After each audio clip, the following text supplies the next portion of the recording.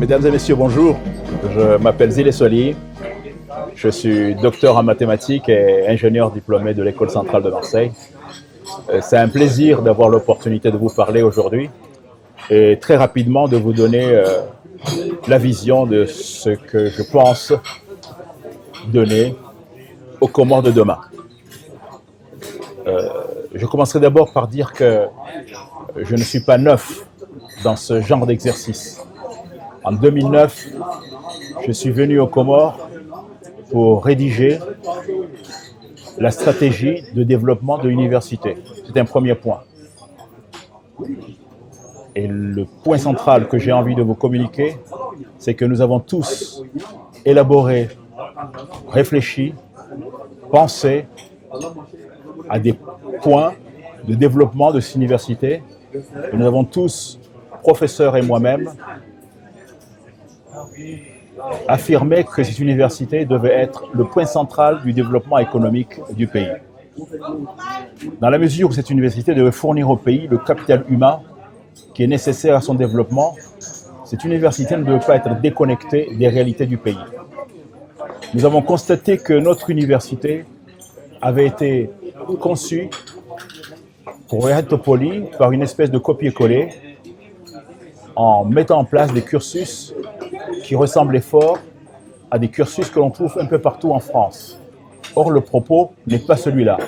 Le propos, c'est de mettre en place une université qui nous ressemble et qui aborde de manière claire, de manière forte, les réalités du pays et qui délivre des jeunes hommes, des jeunes femmes diplômés, capables de conduire le devenir du pays. C'était ça, le point central qui est sorti de cette réflexion. Alors, je ne veux pas aller beaucoup plus loin, parce que la stratégie est un épais morceau, mais ce qu'il faut savoir, c'est que grâce à ce travail, nous avons dans notre pays une stratégie qui est capable de remettre l'Université des Comores dans les bons rails, de manière à ce qu'elle soit spécifique, à ce qu'elle soit cohérente, à ce qu'elle soit pertinente et à ce qu'elle aide le pays à se développer. L'autre point que j'ai envie de vous dire, c'est que je suis venu dans ce pays pour élaborer avec mes camarades la stratégie énergétique du pays. Là aussi, nous avons aujourd'hui, dans un tiroir quelque part, nous avons aujourd'hui une stratégie qui permet de donner l'énergie qu'il faut à l'habitant, à l'entreprise et à l'économie tout entière. Une énergie qui serait basée sur le thermique un peu, le solaire beaucoup, l'hydraulique beaucoup et l'hydrolien aussi, enfin qui fait grand cas de ce qu'on appelle les énergies renouvelables. Nous avons mis en place dans cette stratégie une transition vers les énergies renouvelables. Il faut que cette stratégie soit mise en place. Il ne faut pas se baser uniquement sur les moteurs thermiques. Tous les pays aujourd'hui pensent que les moteurs thermiques sont coûteux, qu'ils sont polluants et qu'il faut penser à une autre énergie. Et c'est le travail que nous avons fait. Nous avons élaboré un plan de transition vers les énergies renouvelables. Et ce plan intègre des initiatives des communes, des initiatives de l'État, des initiatives des habitants, parce que les habitants sont aussi partie prenante de la transition énergétique. Pour résumer là aussi, les Comores ont aujourd'hui, grâce à ce travail, une stratégie claire qui a été saluée par l'Agence française de développement, par la Banque mondiale et par la Banque africaine de développement. Il s'agit purement et simplement de la dérouler. J'ai aussi coordonné une équipe qui a mis en place tout ce qui a trait à la décentralisation. C'est important que ce pays donne la voix aux communes. C'est important que ce pays donne la voix aux îles. C'est important que ce pays réalise une décentralisation réussie. Mais le travail de la décentralisation, je l'ai coordonné. Je l'ai coordonné en faisant travailler des experts locaux et des experts internationaux. Je suis aussi président d'une association qui s'appelle Demain. Cette association travaille sur l'ensemble des 3 îles, sur 3 sujets. L'agriculture, les déchets, l'eau. Nous travaillons à la pérennisation de la filière ilang-ilang à Moélie et à Anjouan. Nous travaillons à sa durabilité et nous levons des financements européens et des financements privés. En gros, nous ne demandons pas de l'argent du gouvernement, ce sont des financements de l'étranger qui nous permettent, grâce à des projets qui sont intelligemment écrits, de déployer des actions qui vont permettre à l'ilang-ilang demain d'être pérenne. Des projets aussi qui permettent aux Comores de gérer ses déchets. C'est important les déchets, surtout pour un pays qui veut mettre le tourisme au centre de son développement. Comment voulez-vous que le touriste vienne dans notre pays quand il voit les déchets à volo-volo, quand il voit que nos rues sont sales? Nous avons monté un projet qui a trouvé son plan d'action une fois à Domoni, en juin, et une deuxième fois à Moroni, et une troisième fois dans la région de Itsaïdi, région au sein de laquelle nous avons élaboré un plan global de gestion des déchets. Notre ambition, c'est véritablement mettre cette expertise en œuvre pour l'ensemble du pays. Nous avons l'équipe qu'il faut, nous avons les experts qu'il faut, grâce à cette association qui s'appelle Demain, qui a 2 composantes, une composante en France et une composante aux Comores, qui est dirigée par mon ami Fikri. Je pense que l'ensemble de nos auditeurs doivent connaître ce jeune homme brillant. Fikri et moi, nous travaillons ensemble pour ces 3 thématiques afin que le Comore bénéficie de l'expertise d'un ensemble d'ingénieurs étrangers, mais aussi comoriens sur ces 3 thématiques. That's it. Très bien. Kamal Abdallah, secrétaire général du Parti Joie en France. J'ai effectué le déplacement jusqu'à Marseille pour rencontrer le docteur Swali Zile, un des grands intellectuels comoriens qui, pendant des années, a fait parler de lui en raison de sa maîtrise des mathématiques, une matière qu'il a, depuis le lycée, explorée de long en large, dont aujourd'hui, il en fait son terrain de prédilection. C'est dans la logique de notre parti, le Parti Joie, de rencontrer des cadres de haut niveau pour échanger avec eux, de manière à recueillir leur vision sur ce que l'on peut envisager faire, de manière à permettre à notre pays de sortir de la ornière, c'est-à-dire qu'il retrouve le chemin du développement et que pour enfin il puisse prendre son envol. Il ne s'agit pas de réfléchir d'une manière dogmatique, de s'enfermer dans une logique de parti, mais il s'agit de s'ouvrir. Et le Parti Joie, étant par définition le parti du peuple, est un parti qui n'est pas sectaire, qui n'est pas replié sur le même, mais qui est ouvert et qui va vers l'autre, qui va chercher le savoir là où il se trouve. C'est la raison pour laquelle aujourd'hui, nous sommes ici à Marseille, dans ce café légendaire, parce que c'est le café de l'OM, et c'est avec une grande fierté que, assis ici, j'ai cette opportunité de pouvoir échanger avec un ami, un frère de longue date, le docteur Swali Zile. Voyez-vous, un programme politique ne s'élabore pas une fois arrivé au pouvoir, mais il doit se concevoir avant même qu'on accède au pouvoir. Il faut que les éléments pouvant répondre aux attentes du peuple soient conçus, pensés, réfléchis et réalisés avant. Et c'est une manière d'explorer le savoir, d'aller vers ceux qui le détiennent et qui sont disposés à le mettre au service du développement de leur pays.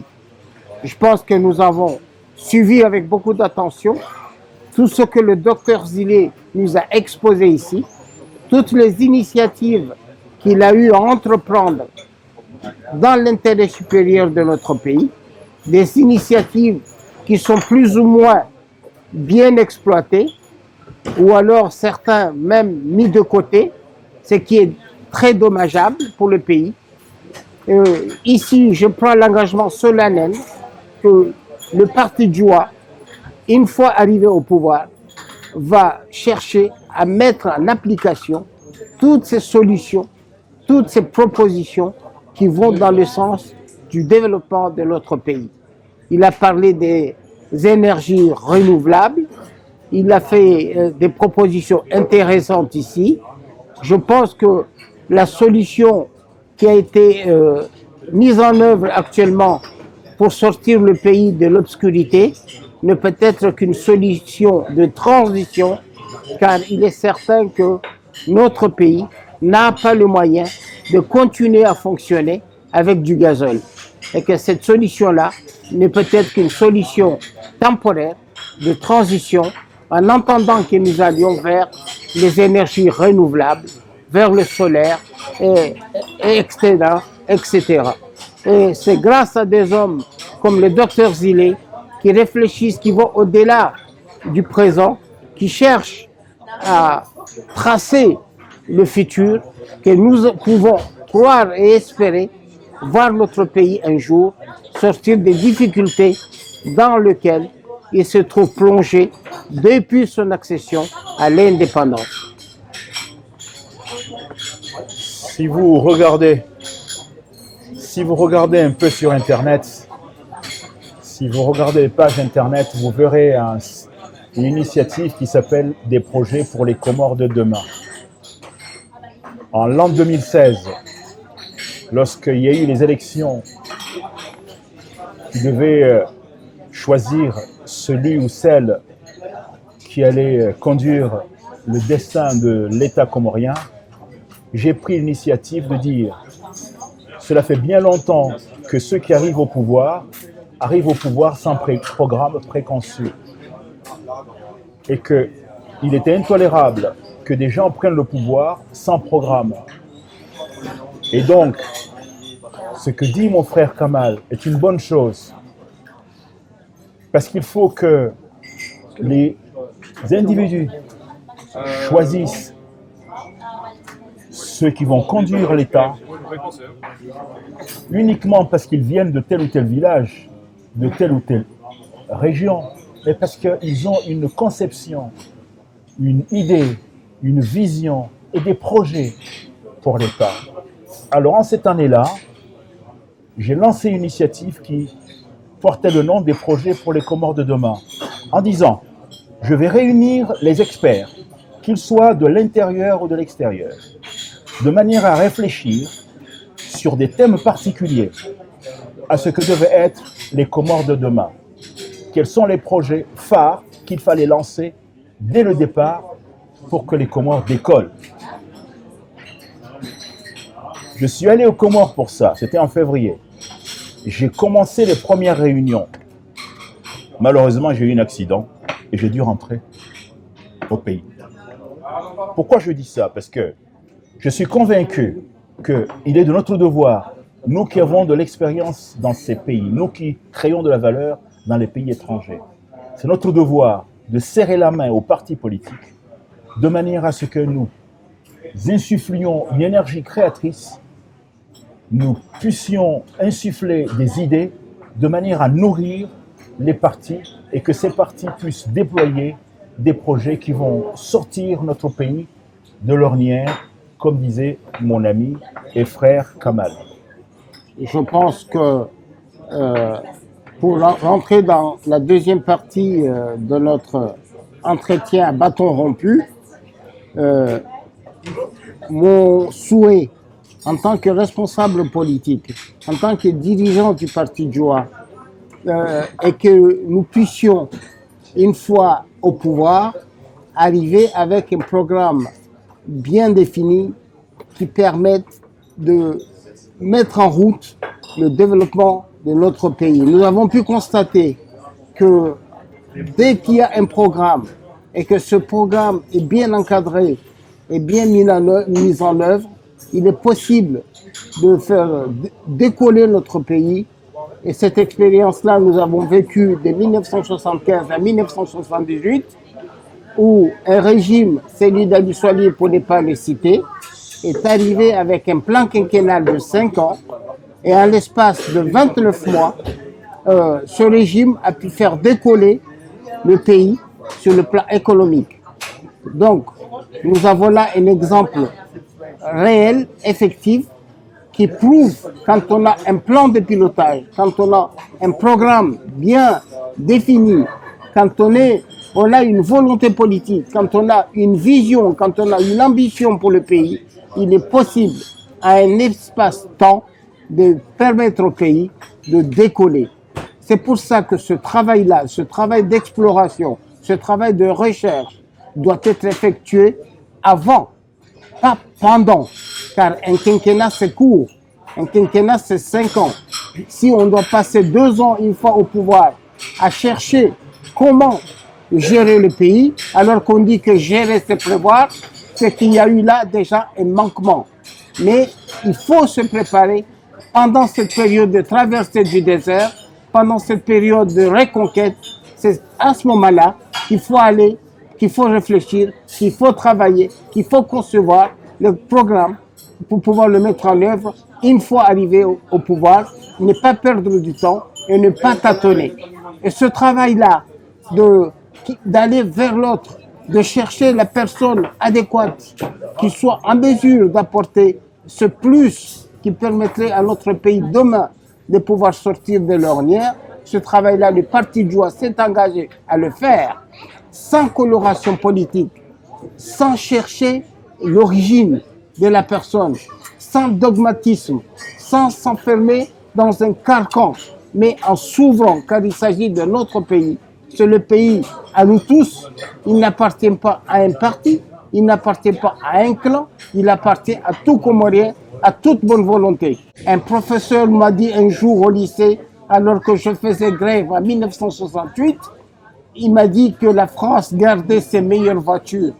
Donc, ça prouve que c'est la raison pour laquelle la France se développe. Nous voulons que le Comore aussi garde ses meilleurs atouts. Et le docteur Zule fait partie de ces atouts maîtres dont notre pays a besoin pour émerger. Je remercie mon frère Kamal, mais on sait qu'une hirondelle seule ne fait pas le printemps et il me flatte beaucoup. Alors je vais rester très modeste et très humble. Merci.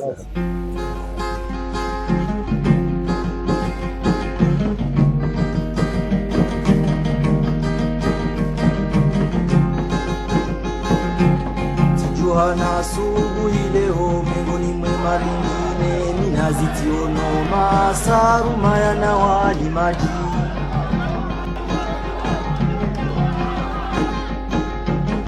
kamwendo ndahuka maradine zebundu kine masohani Fikiza mbeberu mzo ujora